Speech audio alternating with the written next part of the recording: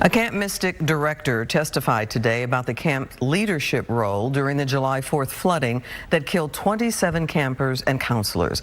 It came as the camp faces legal challenges from victims' families, which could impact plans to reopen this summer. Fox 4's Vanya Castillo is live with the story. Vanya. Hi, Clarice. Yes, some shocking and devastating moments in court today as a timeline of what happened at Camp Mystic on July 4th, 2025 was laid out. Now, we did see some moments where family members walked out as evidence was being played out.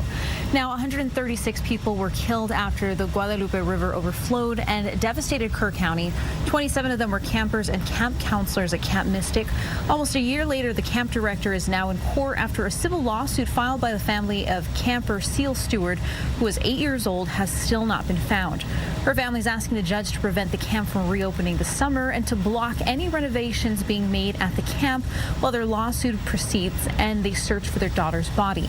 Director Edward Eastland testifying today that he and staff did have weather apps and emergency alerts, but says he didn't see the National Weather Services or state emergency warnings issued the day before the flooding. He also said that he didn't follow the agencies on social media and thought the emergency alerts would be enough. Eastland said he did receive an alert about the flooding at 1 a.m. but slept through it.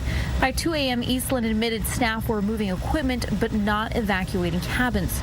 Those evacuations didn't start until around 3 a.m. One heartbreaking moment came when a 911 call was played. A group of seasonal workers had called begging for help.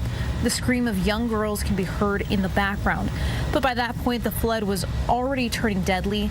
They were on their own, the court being told that no one from camp leadership ever called 911 during the most critical hours of the flooding.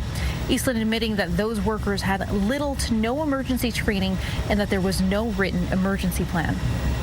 Today, one of the last statements he said, "I wish camp had never happened this summer." This is the same director of Camp Mystic that is asking 850 students to come join him at Cypress Lake in 6 weeks. I believe now is the time for the state of Texas to step in and deny the license for Camp Mystics because it is so clear that they are incapable. Well, Eastland being asked this question, if there had been a written evaluation plan, one every counselor and staff member was trained on, would 27 children have died? His answer, I don't know. The camp recently applied to renew its license to open this summer on a part of the campus that didn't flood. The campus said that almost 900 campers have signed up to return. Texas Rangers are currently looking into allegations of neglect, and some state lawmakers want the state to block its reopening. Now, we are expecting to continue to hear testimony tomorrow. We are expecting the defense to take over witness testimony for tomorrow. Back to you, Clarice. All right, and our coverage will continue. Vanya, thank you.